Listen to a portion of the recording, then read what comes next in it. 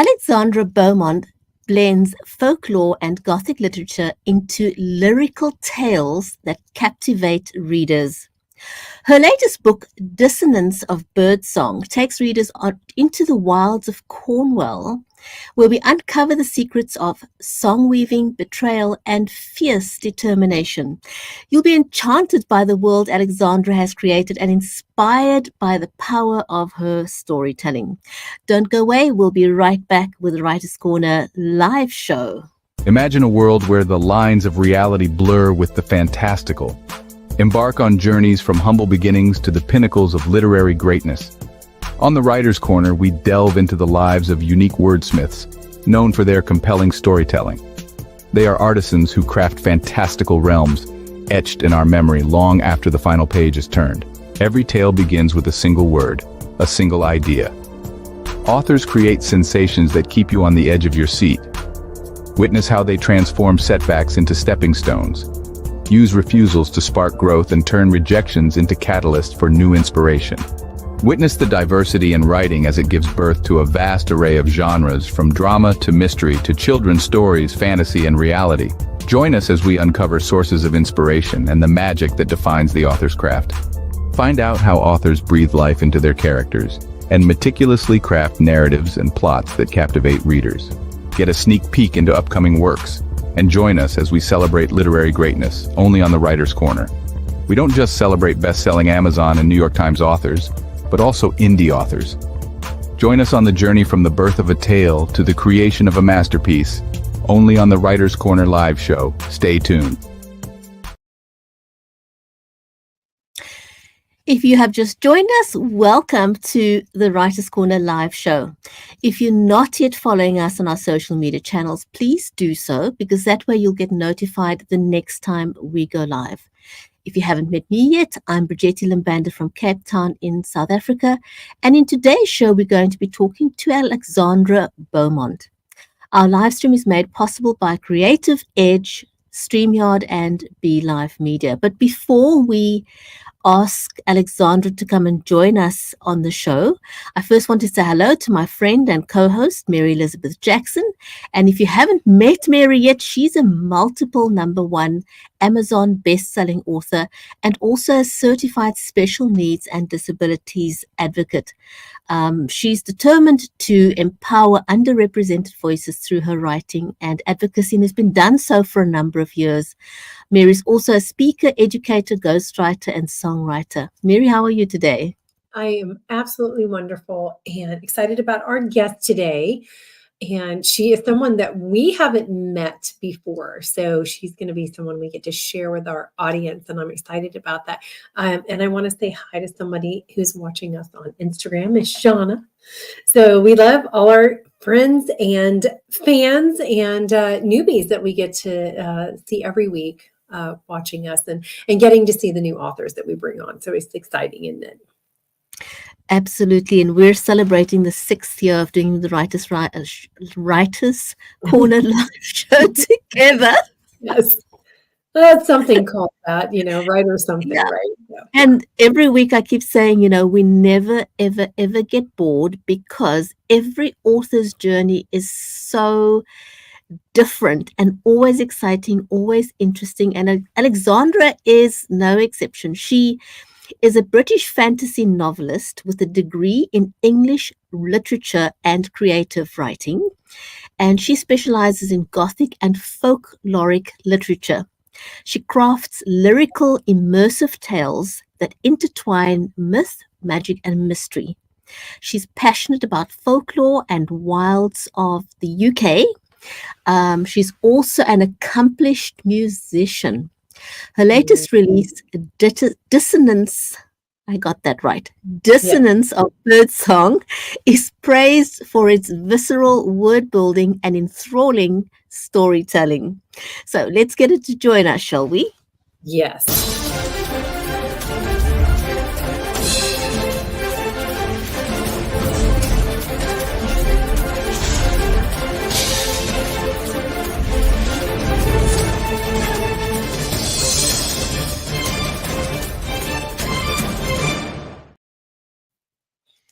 Hi. Welcome. Hi, I'm really happy to be here. Nice to see you all. It's so wonderful to have you here. And we're going to jump right in because we don't want to waste any time getting to know you. So, all right, your first question is your book, Dissonance of Bird Song, which is such a beautiful title, by the way. I love that. It's set in a world where music and folklore deeply influence the characters and plot, which I know my girls will love this. How does your background in Gothic literature shape the themes and atmosphere, in this novel?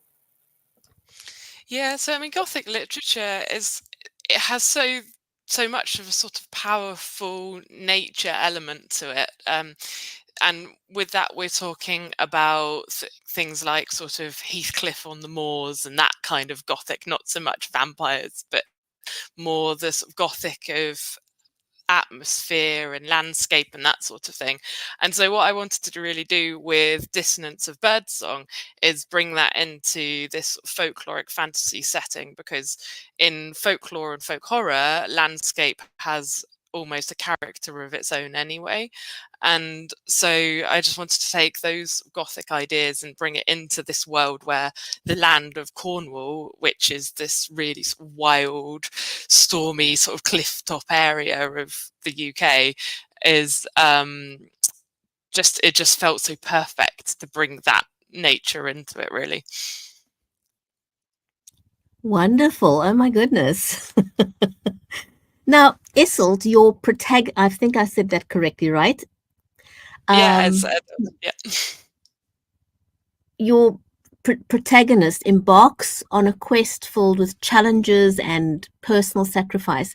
What inspired you to create such a deeply complex and determined character?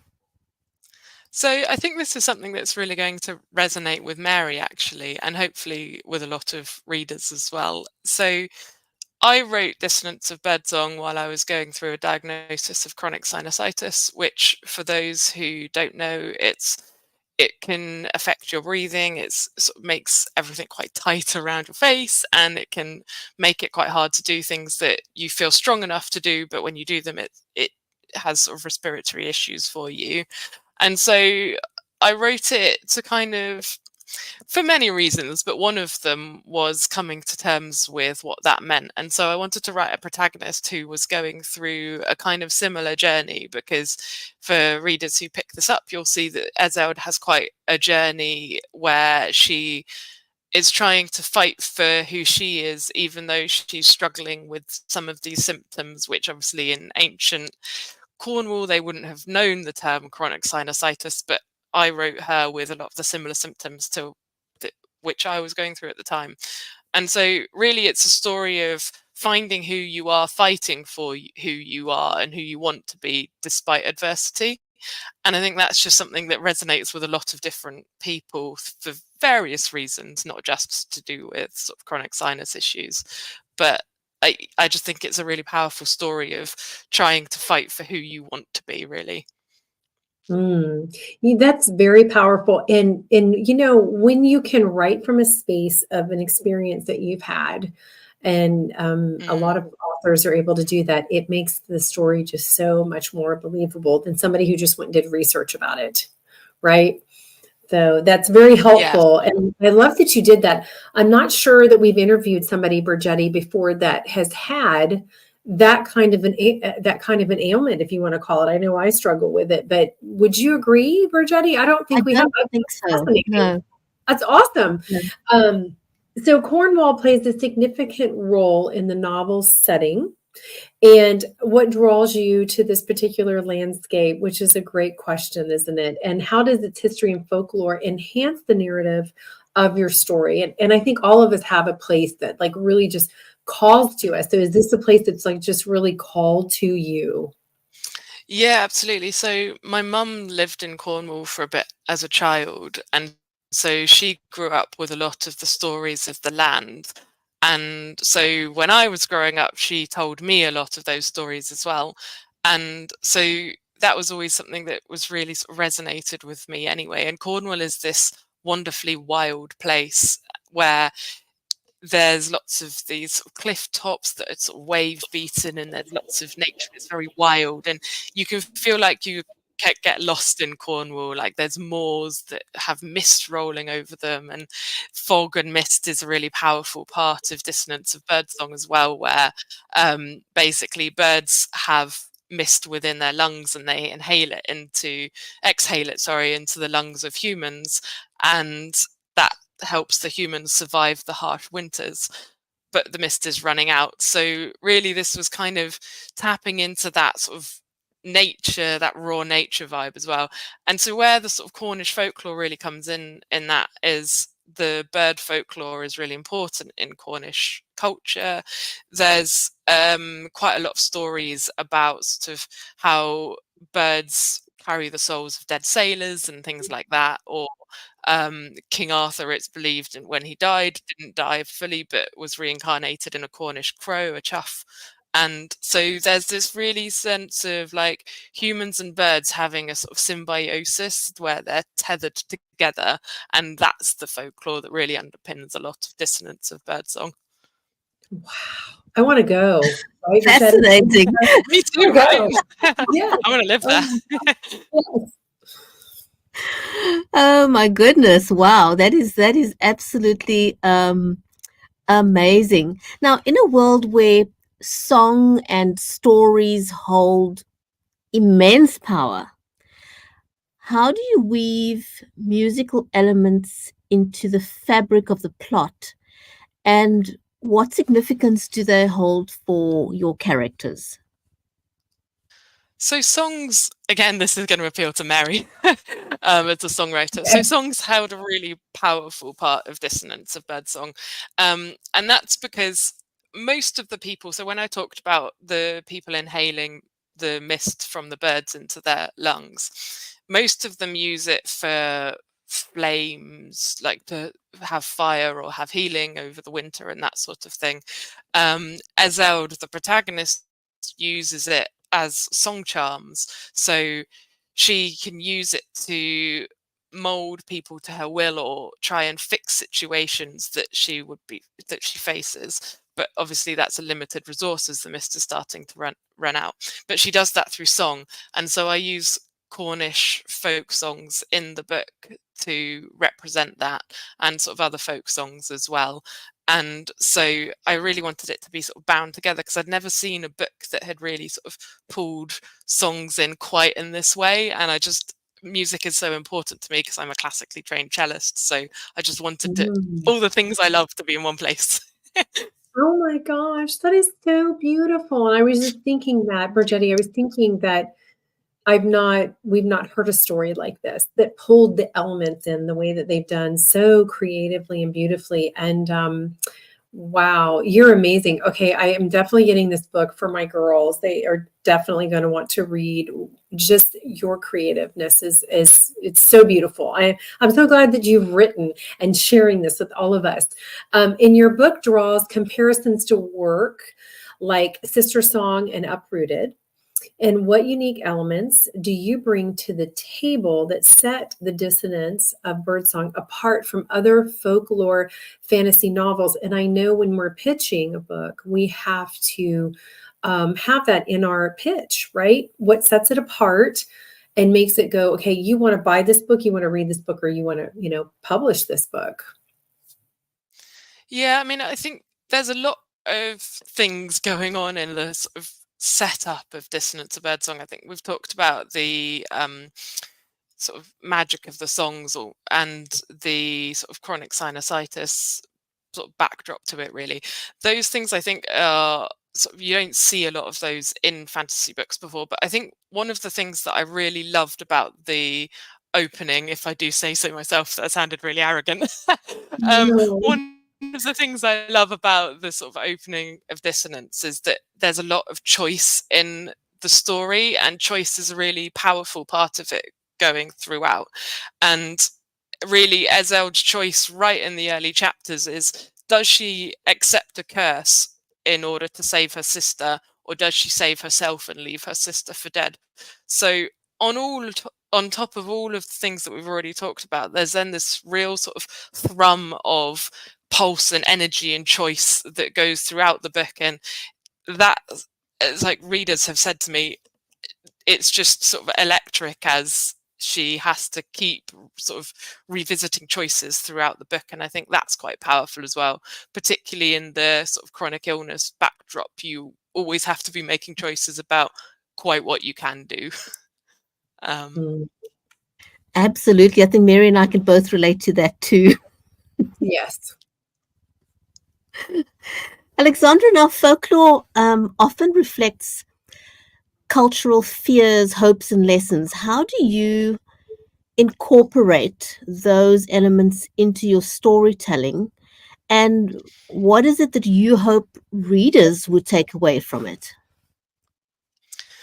So folklore, I love the fact that in folklore there's so many sort of little stories where you can see that there was like a moral lesson behind it or a safety lesson behind it, right? Like, don't go into the moor because there's a big beast, but actually just don't get lost in the moor because it's big and hard to find your way out of again, right? And so I think there's sort of an element of that in Dissonance of Bird Song, in that when you explore a little bit further into the world beyond the first few chapters, there's a lot of like mystical and unusual sea creatures that you will encounter. And I don't want to spoil too much, but there's quite a sense of them being something other. And I think that's something that comes out quite a lot in folklore and folk horror, is the sense of people versus something other. And I play with that, but not in the way that you would quite expect. So yeah, I think there's quite a lot of magic and mysticism to play with that, which is quite fun. You know what Yes, it is. You did very well. Absolutely. And you know what fascinates me, and I bet it does Bridgetti as well, is how many different things people can come up with that are magical and mystical and fantasy. It's absolutely amazing. It just, sometimes I go, oh my gosh, you know, when you think that there's like nothing else someone could create, then there's something else someone creates that's so amazing. And to understand that person's mind and how it works and like where those ideas come from is just so fascinating to me. I think it's just a real gift, you know, to be able to do that kind of thing. So the relationship between Eseld and her sister drives much of the narrative in this book. How do siblings bond? Loyalty and betrayal play a role in shaping the emotional arc of this story. So the relationship between Eseld and Nessa, her sister, is very much like a pulse that underpins the whole book. It affects a lot of the choices that Eseld makes. And what I really wanted to do there was like have a really strong relationship between the two of them. And that sort of comes across quite strongly in the early chapters, but sort of acknowledging that that has to change and mutate over time in order to sort of really, I guess, push the boundaries about what their relationship turns into. And I'm being very vague because this is spoiler territory if I'm not too careful. But I think the main thing to say is, like, obviously fantasy books and books generally, a lot of the drama comes from these bonds that then get tested into all limits. And really that's what happens to Eseld and Nessa, is seeing how far you can push a relationship when things get tense. Very interesting. Very, very interesting. Yes. And relatable to many, I'm sure. Yes. There is, that's the interesting part, that it's so relatable. Yes. Especially when you have siblings. Yes, when you have siblings. Now, yeah, Alexandra, I don't, but you don't? Sorry, go on. No, I don't, but I don't, bizarrely, but I have friends who are like siblings and cousins who are like siblings, so I feel like it's close. Yeah, that works. Definitely works. Yes. It sure does. Now, your book is praised for its praiseworthy word building. How do you approach building a world where history, music, and folklore blend so seamlessly with your characters' personal journeys? That's a really good question. I think so. What I really try and do is I find the bits that I love first off, things that I think, right, that's interesting. I think that can make a story. And the sort of certainly in Dissonance of Birdsong, the music is very integral to the main character. So it was kind of easy to then for it to feel like her sort of coat almost, like it's her second skin almost, because she has to use these songs to survive in many ways, and it's sacred to her as well. So that's certainly part of it. And I think the thing as well with folklore is when you're writing a society of people, there's a sort of really powerful thing you can do with folklore where you bring it into every sort of little fiber of their being, like every little stitch of them has this folklore belief with it. And if you think it's like part of the everyday where you can then sort of say like sort of mist's breath, I'm worried about this, mist's breath is happening over here type thing. And so you sort of weave it into their everyday language as well as their sort of everyday beliefs, and that just makes it feel whole and part of them rather than just something that's kind of happening over there but not really part of them, if that makes sense. Yep, Yeah. makes perfect sense. Thanks for explaining it so well. Well, and that leads me to this question about, what is we do like to ask this question, what is your writing process? Yes, just tell us. Is it morning, noon, night, whenever inspiration happens? Do you need to go to a specific place for your writing to flow through? Because what you're doing is very deep. And I think it probably takes some concentrated time, doesn't it? Yeah, it does. I tend to plan a lot of what I write, which then helps me for so I sort of plan roughly what's going to happen for every single chapter, which means when I come to it, I can just sort of start to churn it out. But one thing I do have to do is listen to some music to get me into the headspace. So I always have a playlist for every book I'm writing, and that really Cute. helps me just get in that zone. Do you put your playlist out when you put a book out? I haven't, but I should. You I've told, should.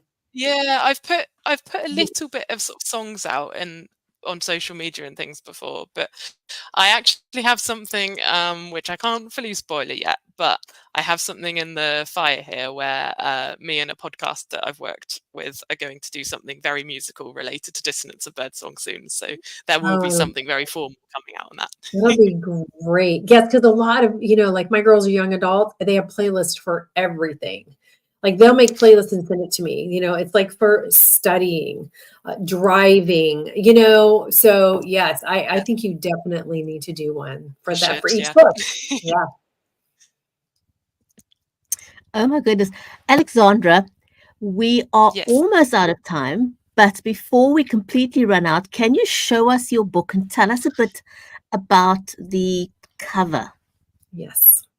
Yeah, sure. So here's the cover of Dissonance of Bird Song. So this is Eseld, the protagonist, on the front, and sort of the birds are there, as I said, and sort of you've got the hint of the sea just looming in the distance as well. So Dissonance of Bird Song really is about this sort of harsh cliff top culture where the mist that I talked about earlier is running out, and Eseld, the protagonist, wants to find out why she desperately needs to save herself and save her sister.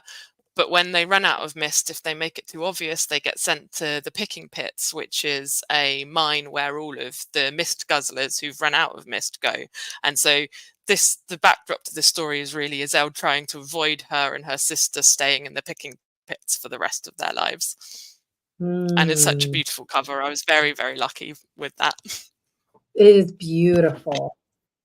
It is a good cover. Now, your cover is glossy. Was that by design? Yeah, I mean, I think glossy covers can look quite sort of wonderful anyway, but it just sort of adds a bit of a veneer to the eyes that you'll see in the waves.